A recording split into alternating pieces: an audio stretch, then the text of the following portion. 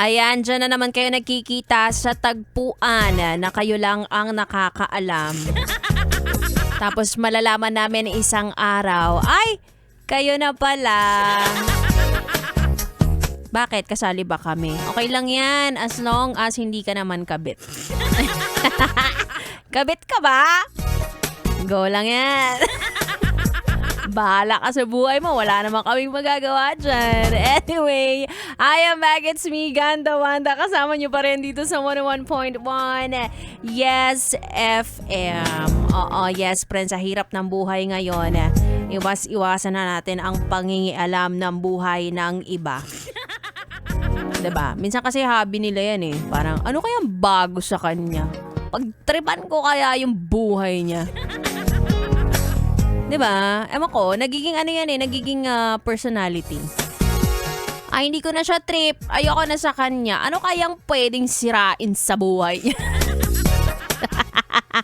Ano kaya ang mga pwedeng gamitin laban sa kanya, diba? Tara, gawa tayo ng mali. Ang lalakas ng amats, ha? Wala pang tinira yan.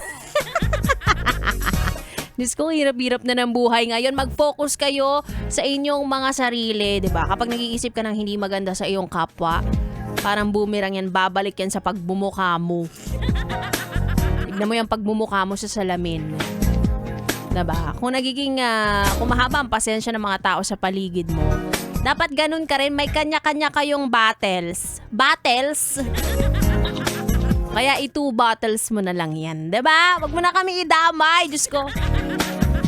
Kung may hindi ka pa nahihil, wag mo kaming gawing punching bag para lang gumaling ka sa sakit na wala naman yatang lunas.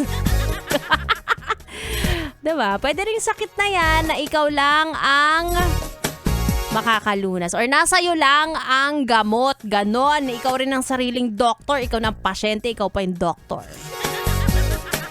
Anyway. Isa pang ginagawa kong punching bag. Pero literal. Ginagawa akong squishy nito.